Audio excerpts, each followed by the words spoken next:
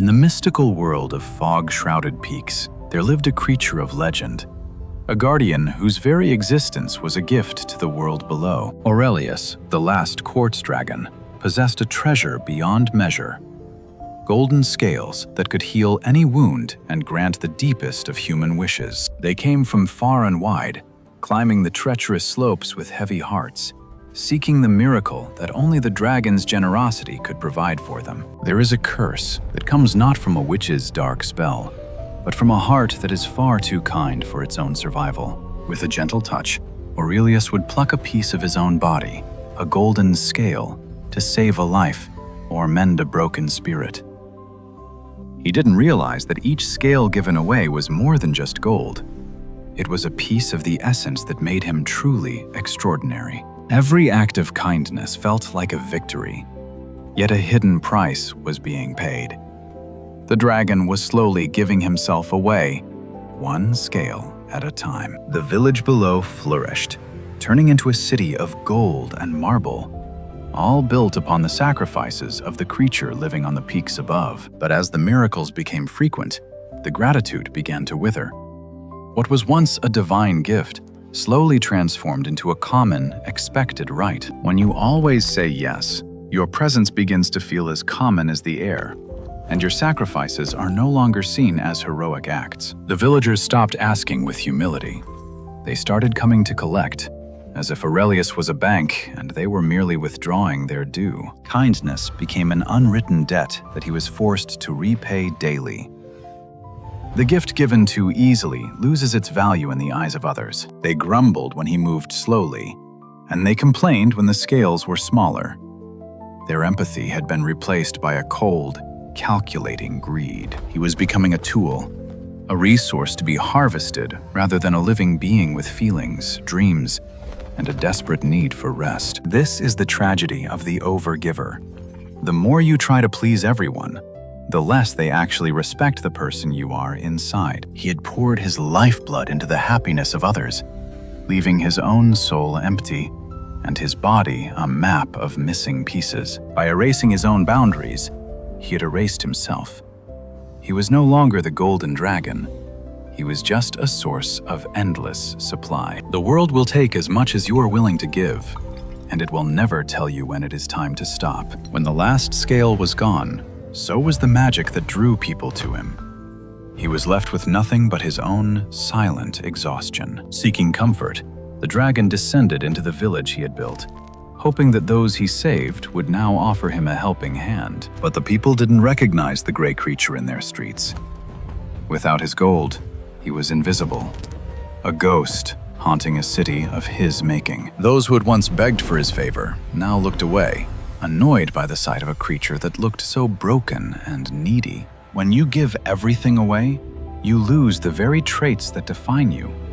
You become a shadow because you sacrificed your own light. He fell in the center of the square, a dying king in a kingdom that had forgotten his name and his immense sacrifice. In their eyes, he was no longer an individual with needs, but a broken tool that was no longer convenient for their use. The paradox of extreme kindness is that the more you do for others, the less they value the effort you put in. They loved the gift, but they never loved the giver.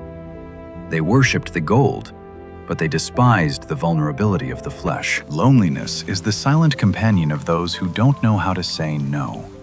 It is the cost of a life without boundaries. He had taught them that his help was free and infinite. Why would they care now that the well had finally run dry? You cannot pour from an empty cup.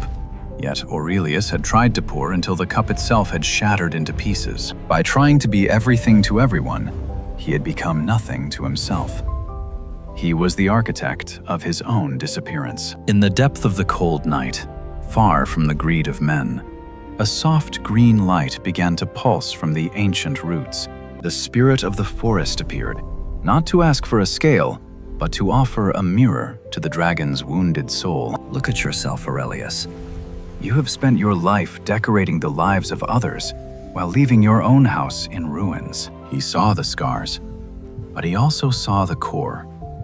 The essence of the dragon was still there, hidden beneath the damage of neglect. The curse of kindness is not in the giving, but in the forgetting of the self. You were meant to be a guardian, not a sacrifice. He wept for the years he lost, and for the dragon he used to be. His tears were the first step toward reclaiming his power. Kindness without boundaries is a slow suicide of the spirit. It is time to grow a new skin, one that belongs only to you. He realized that his value was not in what he could give away, but in the strength of the heart that remained within him. You thought you were building relationships, but you were only feeding the selfishness of others while starving your own emotional needs. The truth is hard to swallow. People will treat you exactly how you allow them to. It is time to change the rules. With the dawn came a new understanding. The dragon would return to the mountain, but he would not be the same creature who left. High above the world, Aurelius chose a new path, learning that true power comes not from endless sacrifice, but from the strength to protect oneself. New scales began to emerge, but they were no longer just gold. They were a fierce, burning red, the color of fire and self-respect. These scales were not meant to be taken.